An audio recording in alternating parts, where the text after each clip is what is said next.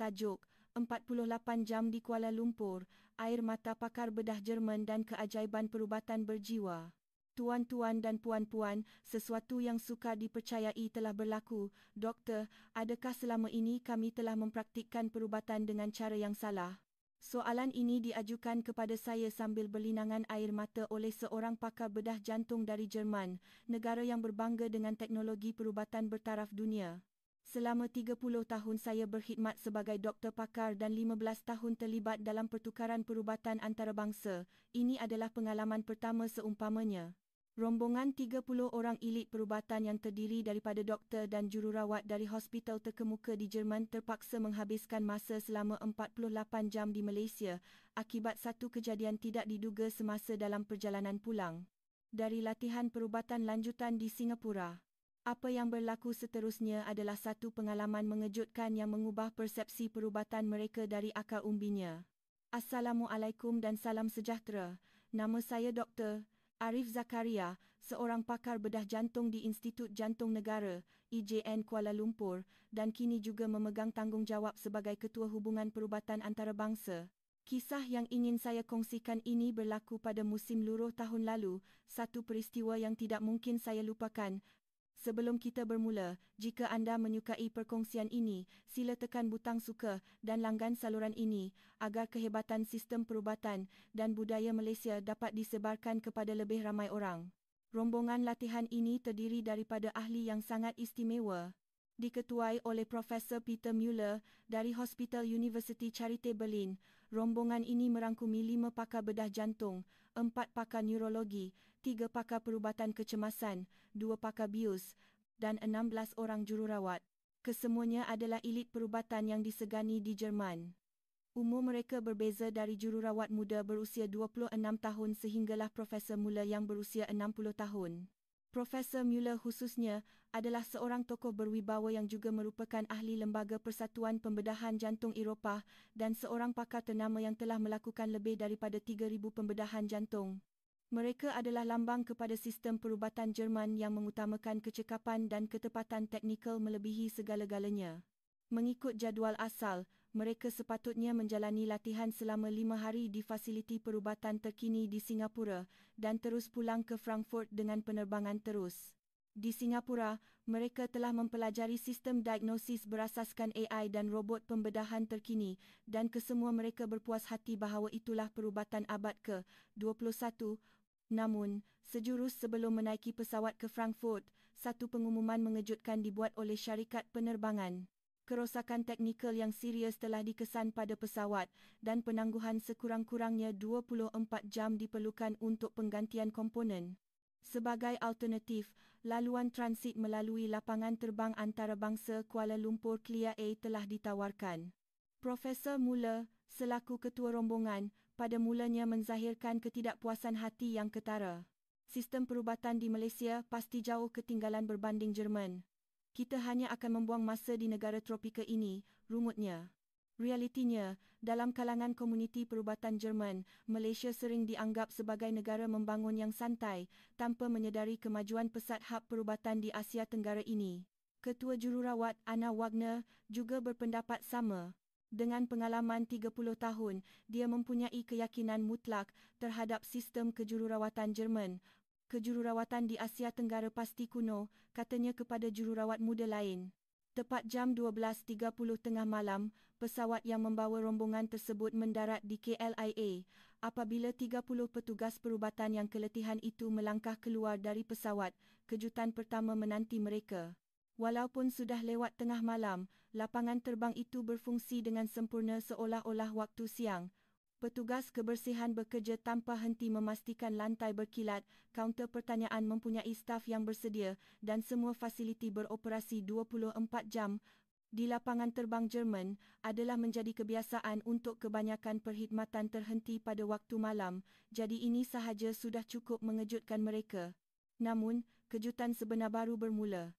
Walaupun ketibaan kumpulan besar warga asing ini tidak dijangka, kaki tangan KLIA tidak panik sedikit pun.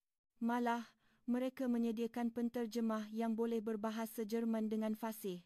Puan Siti, Penterjemah tersebut rupa-rupanya pernah bekerja sebagai jururawat di Munich dan memahami istilah perubatan dengan sempurna. Melihat keletihan dan kekeliruan rombongan itu, dia dengan tenang menjelaskan situasi kepada setiap seorang daripada mereka.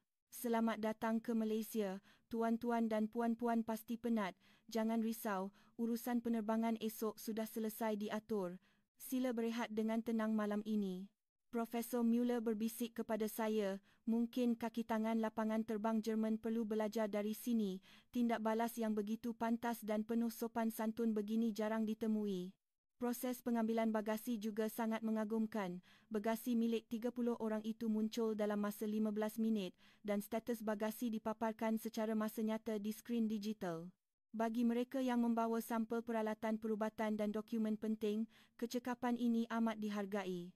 Di kaunter imigresen, apabila pegawai menyedari mereka adalah petugas perubatan, layanan istimewa diberikan.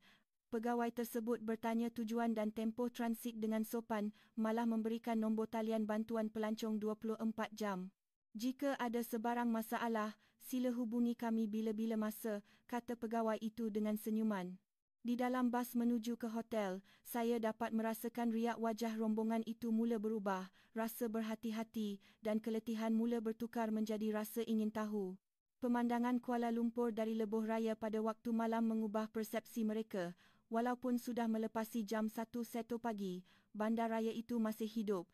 Menara berkembar Petronas yang bercahaya megah, jalan raya yang terang benderang dan lampu kedai serbaneka serta restoran mamak yang bersepah di merata tempat menarik perhatian mereka. Apa yang paling mengejutkan ialah kelibat wanita yang berjalan sendirian. Jururawat muda, Katarina, menekan wajahnya ke tingkap bas kerana terkejut. Sukar dipercayai. Wanita itu berjalan sendirian. Dan dia langsung tidak kelihatan takut, katanya. Di bandar besar Eropah, berjalan sendirian lewat malam sering dianggap berbahaya. Pakar kecemasan, Hans Schmidt, turut teruja. Lihat, kita tidak dengar bunyi siren ambulans atau polis. Bandar sebesar ini begitu aman pada waktu begini. Di Berlin atau Hamburg, bunyi siren pada waktu malam adalah perkara biasa. Mereka tiba di sebuah hotel di tengah-tengah segitiga emas Kuala Lumpur pada jam 2 pagi. Kawasan sekitar masih meriah. Restoran nasi kandar 24 jam penuh dengan pelanggan dan kelihatan juga petugas perubatan yang baru pulang dari shift malam singgah makan. Semasa daftar masuk, kaki tangan hotel yang menyedari status mereka sebagai petugas perubatan segera memberikan bilik di tingkat yang sunyi dan dengan teliti menerangkan waktu sarapan serta lokasi fasiliti perubatan berdekatan. Namun, apa yang paling menyentuh hati adalah ucapan ikhlas daripada pengurus pejabat depan, Encik Tan. Dia menunduk hormat sambil meletakkan tangan di dada satu gestur budaya Malaysia yang sopan dan berkata, kepada para petugas perubatan, terima kasih atas penat lelah anda. Terima kasih kerana menjaga nyawa manusia, walaupun dalam keadaan sukar seperti ini. Kata-kata itu menyentuh hati mereka yang sedang keletihan. Di dalam lift menuju ke bilik, Profesor Müller bergumam kepada saya, penghormatan kepada profesion perubatan di sini dizahirkan dengan begitu semula jadi. Di Jerman, kita ada penghormatan profesional, tetapi kehangatan kemanusiaan sebegini sukar dirasai. Malam itu, ramai ahli rombongan tidak dapat tidur. Bukan sekadar kerana jet lag, tetapi kerana hati mereka mula tersentuh dengan kehangatan dan ketertiban masyarakat Malaysia yang mereka alami hanya dalam beberapa jam. Keesokan paginya, jam 6 pagi, Dr. Muda Klaus Werner bangun dalam kelaparan. Di Jerman, sukar mencari restoran yang buka seawal ini. Apabila dia bertanya di kaunter, staf hotel tersenyum dan berkata, "Tuan, di sebelah bangunan ini ada restoran mamak 24 jam. Ia sangat popular dalam kalangan doktor yang bertugas shift malam." Mendengar adanya kedai makan 24 jam, Werner terkejut. Saya menemani dia dan 7 orang lagi ke restoran tersebut. Jam 6.30 pagi, jalanan Kuala Lumpur sudah mula sibuk. Orang ramai pergi kerja, warga emas bersenam tai chi di taman dan suasana pagi tropika mula terasa. Apabila kami melangkah masuk ke restoran mama itu, aroma roti canai, teh tarik dan rempah ratus menyambut kami. Kelihatan pelbagai kaum Melayu, Cina, India duduk makan semeja. Seorang lelaki separuh umur membaca surat khabar, wanita muda dengan komputer riba dan sekumpulan jururawat yang kelihatan letih selepas shift malam sedang bergelak ketawa sambil makan. Melihat situasi itu, jururawat Maria berkata kepada saya, Dr. Arif, mereka itu petugas perubatan seperti kami, kan? Rasa lega melihat rakan sejawat makan dengan tenang sebegini. Apabila melihat menu, rombongan itu ternganga. Harganya sangat murah. Roti canai berharga sekitar RM1.50 kurang dari kosong. €30, nasi lemak bungkus 2, dan teh tarik 2, jika ditukar ke mata wang euro, harganya tidak masuk akal murahnya. Di Berlin, sarapan ringkas memerlukan sekurang-kurangnya €15. Pelayan restoran, seorang lelaki India bernama Raju, tidak sedikit pun kekok melayan kumpulan warga asing ini. Dengan bahasa Inggeris yang fasih, dia menerangkan menu dan mencadangkan makanan yang sesuai. Kamu semua nampak penat, mungkin baru habis kerja. Cubalah sup ekor atau tos sedai, ia ringan dan bagus untuk perut, katanya prihatin. Keprihatinan peribadi seperti ini jarang mereka terima di restoran Jerman yang lebih formal. Kepantasan hidangan sampai juga mengejutkan. Dalam masa 5 minit, meja penuh dengan roti canai, nasi lemak dan tos sedai. Rombongan itu memandang makanan Malaysia ini dengan rasa ingin tahu bercampur risau. Namun, suapan pertama mengubah segalanya. Kejutan terbesar adalah nasi lemak bungkus. Klaus Werner membuka bungkusan daun pisang itu. Ini nampak ringkas, katanya, tetapi sebaik sahaja merasa sambal dan nasi yang berlemak santan itu, matanya membulat. Rasa ini luar biasa. Kompleks tetapi seimbang. Dan harganya cuma 40 sen euro. Dia menghabiskan 2 bungkus sekelip mata. Maria mencuba teh tarik panas. Rasanya menenangkan. Ia memberi tenaga tetapi lembut, tidak seperti minuman tenaga yang kami selalu ambil. Semasa membayar, sekali lagi mereka terkejut. 8 orang makan sehingga kenyang, tetapi jumlahnya tidak sampai 60, sekitar 12 euro. Raju memulangkan baki dengan tepat dan berkata, "Terima kasih, datang lagi ya." "Jaga kesihatan, doktor." Sekali lagi, ungkapan terima kasih kepada petugas perubatan kedengaran begitu ikhlas. Keluar dari restoran, mereka semua memuji, makanan sedap, harga murah, servis pantas dan orangnya sangat mesra, kata Maria. "Saya akan rindukan nasi lemak ini bila balik ke Jerman," tambah seorang lagi. Jalan raya kini sesak dengan waktu puncak pagi, tetapi masih ada ketertiban. Apa yang menarik perhatian mereka ialah apabila sebuah ambulans lalu. Kenderaan lain secara automatik dan pantas memberi laluan, malah pejalan kaki berhenti untuk memberi ruang. Hans Schmidt, pakar kecemasan, tergamam. "Kerjasama sivik terhadap kecemasan di sini sangat tinggi, ini budaya yang hebat." Dalam perjalanan pulang ke hotel, kami singgah di kedai serbaneka seperti KK Mart atau 7-Eleven. Rombongan itu ingin melihat budaya tempatan. Sekali lagi, mereka terkejut. Kedai itu padat dengan keperluan asas termasuk ubat-ubatan ringkas seperti Panadol, ubat batuk dan plaster yang boleh dibeli 24 jam. Di Jerman, waktu operasi farmasi terhad. Akses kepada keperluan kesihatan asas di sini sangat mudah, kata jururawat Ana. Pekerja kedai itu juga sangat membantu, malah mencetak senarai klinik 24 jam berdekatan apabila mengetahui mereka adalah doktor. Kembali di hotel, Profesor Muller berkata, "Dr. Arif, di negara ini, perubatan seolah-olah telah sebati dalam masyarakat. Bukan sahaja hormat kepada doktor, tetapi literasi kesihatan rakyat juga nampaknya tinggi." Jam 9 pagi, saya membawa mereka melawat Institut Jantung Negara, IJN, atas permintaan mereka sendiri. Menaiki MRT ke sana juga satu pengalaman. Kebersihan stesen dan adab penumpang mengejutkan mereka. Paling mengharukan adalah apabila seorang pemuda segera bangun memberikan tempat duduk kepada seorang warga emas yang baru masuk. Budi bahasa seperti ini sukar dilihat di Eropah, bisik Katarina. Di IJN, mereka disambut oleh Dr. Salina, pegawai perhubungan antarabangsa. Rombongan dibawa melihat unit rawatan rapi, ICU dan bilik bedah. Mereka melihat teknologi canggih yang setanding dengan Jerman, tetapi apa yang membezakan adalah pendekatan kemanusiaan.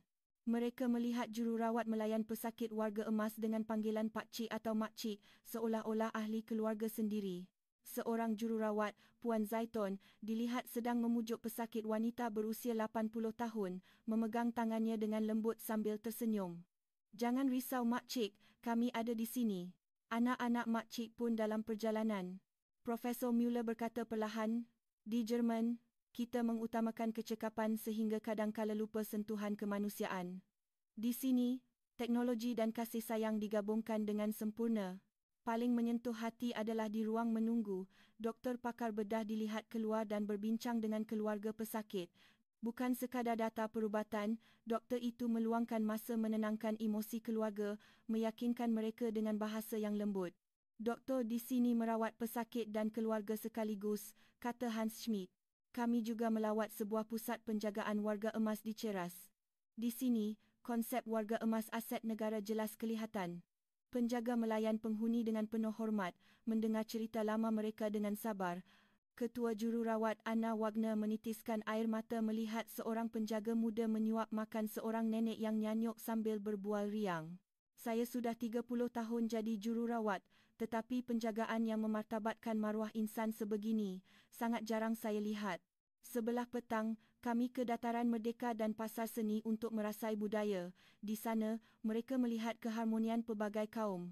Masjid, kuil dan gereja berdekatan dan rakyat pelbagai bangsa makan bersama. Mereka bertemu seorang lelaki tua berbangsa Cina yang sedang bersenam, yang menyapa mereka dengan ramah. Sihat itu kekayaan, katanya dalam bahasa Inggeris mudah. Semangat positif warga emas di sini amat mengagumkan mereka. Malam itu, atas permintaan rombongan, kami makan di sebuah restoran satai terkenal di Kajang, suasana santai dan meriah. Di meja sebelah, seorang pelanggan tempatan bernama Encik Razak berbual dengan mereka. Oh, doktor dari Jerman? Terima kasih datang ke Malaysia.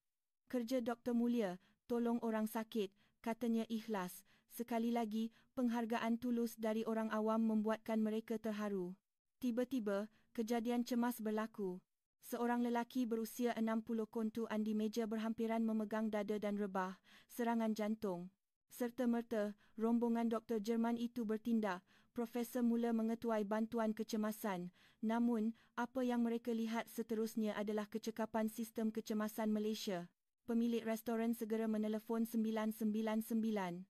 Orang ramai di restoran itu tidak hanya melihat, mereka membantu mengalihkan meja dan kerusi untuk memberi ruang, dan ada yang membantu mengawal lalu lintas di luar untuk ambulans.